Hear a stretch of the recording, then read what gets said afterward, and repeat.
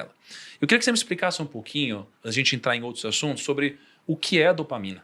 Como isso aqui funciona no nosso corpo, como gerar mais dopamina, e se você arriscaria dar algum palpite, né, sobre como a gente poderia gerar mais dopamina no mundo dos investimentos, nos negócios, para ver até se a nossa tese aqui de treinamento se ela faz sentido para você, né, como médico. Nossa, Thiago, o que você falou agora, acho que dá pra gente conversar uma tarde inteira, mas vamos começar do final para o começo, tá? Por que do final para o começo? Porque a primeira coisa é, quando você fala de companhia para trabalho, né, quem você vai chamar para trabalhar com você?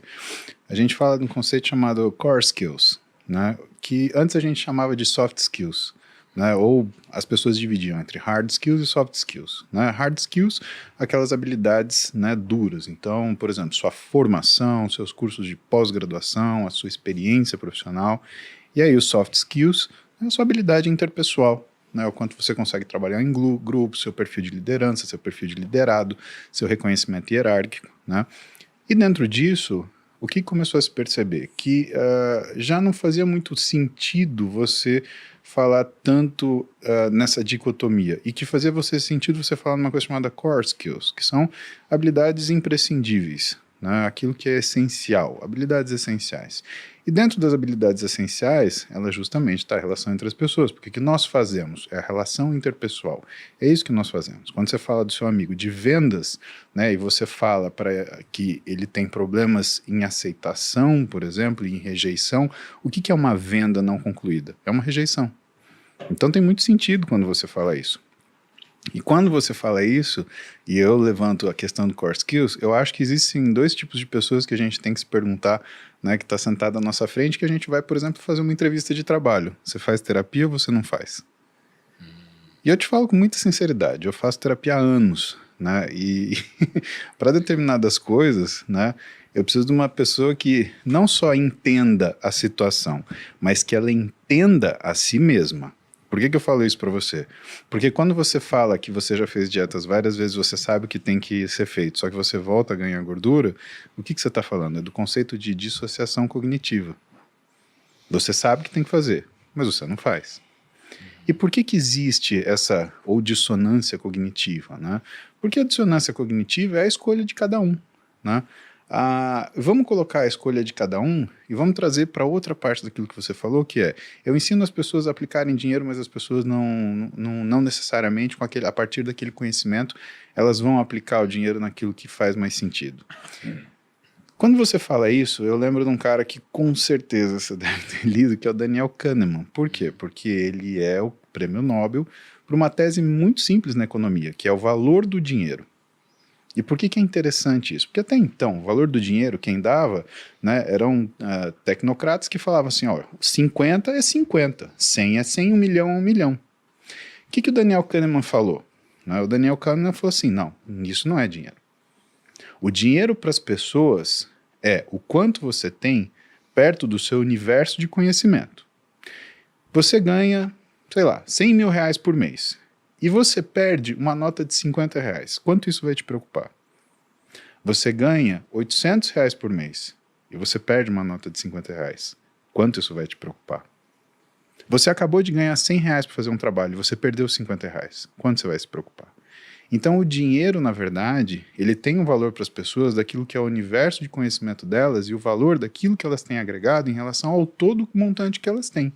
Então 50 reais não é igual para todas as pessoas.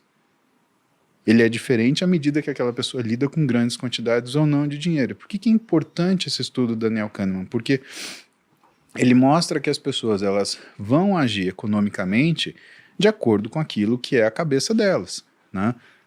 Eu, por exemplo, não tenho uma cabeça de investidor.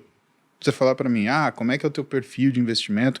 Eu sou um cara extremamente conservador. Eu não tenho perfil de investimento, e o meu perfil de investimento na minha cabeça é assim, vou trabalhar até morrer e vou juntar o máximo de dinheiro que der. E se eu precisar de mais dinheiro, eu não vou investir, vou trabalhar 1 hora a mais. Né? Então, eu não tenho perfil de investidor. Né? Por isso que eu conto, né, com, na verdade, a minha esposa, que é administradora, que tem um perfil de negócios muito aguçado, e ela é capaz de fazer essas coisas. Né? Mas eu mesmo não tenho esse perfil, então eu posso aprender tudo com você. E ainda assim, eu vou manter o meu perfil. Por quê? Porque 50 reais para mim me remete à época que, por exemplo, eu estava na faculdade e eu gastava R$14,20 para ou almoçar ou jantar todo dia no bandejão. Essa é a minha esfera de valores. Quanto que eu sei de dinheiro? Dos negócios que eu faço. Quais são os negócios que eu faço? Os negócios que eu faço é encher o tanque do meu carro, né? É fazer uma compra no mercado, é pagar uma conta de restaurante, né? Roupa, por exemplo, eu não sou um cara que gasta com roupa. Eu uso a maior parte do tempo, eu uso uniforme. Eu tô aqui 20V de uniforme porque eu tô acabando de sair do hospital. Tava operando Moriá até agora, né? Então, quanto custa um uniforme? Custa R$150, né?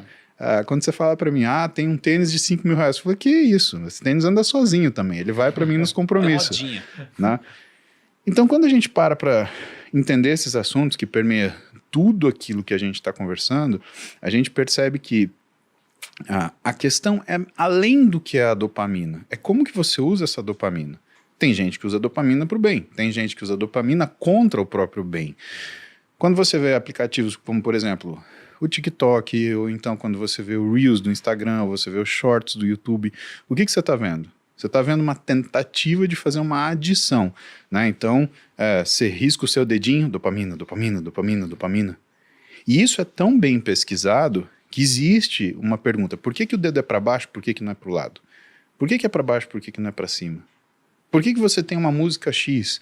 Por que você tem um aumento do que é o spread de uma determinada informação em relação a outra? O que as pessoas querem ver?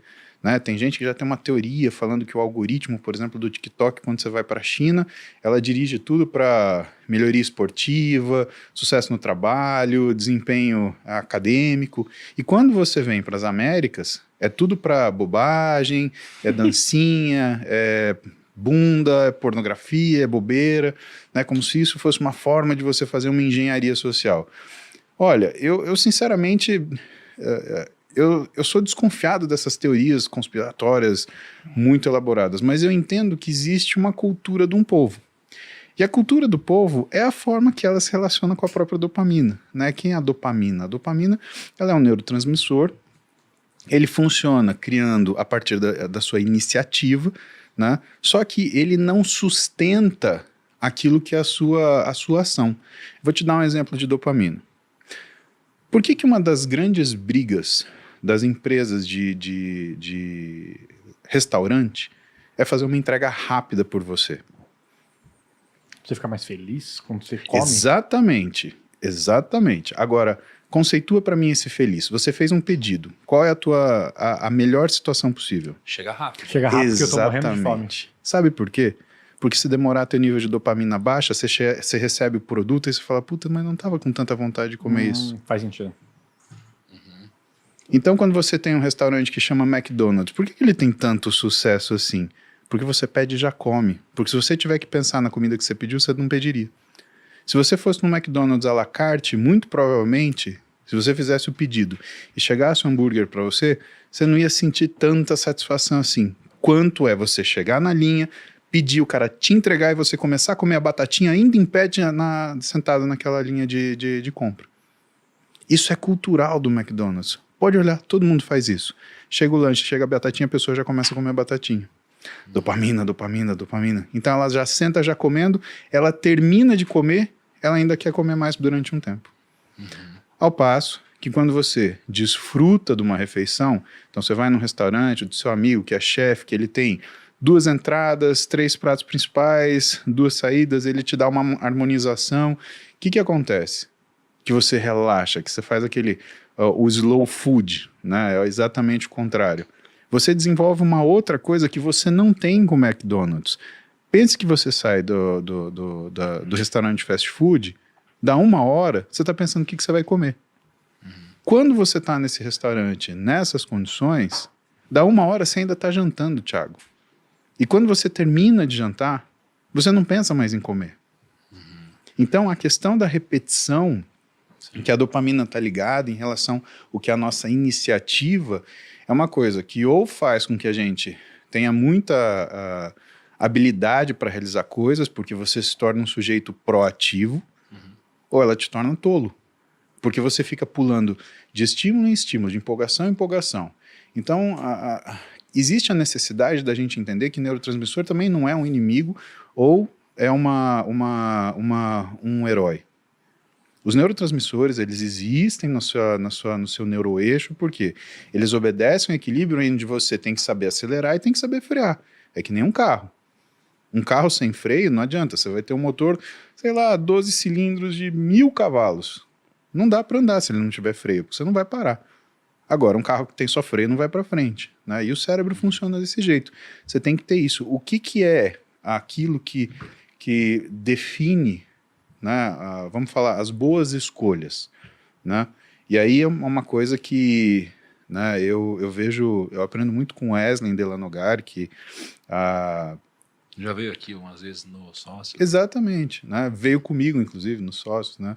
Que é um cara que fala muito bem nisso, né? Ele fala sobre ambiente. E qual o ambiente que as pessoas escolhem, Thiago? O que tem mais dopamina?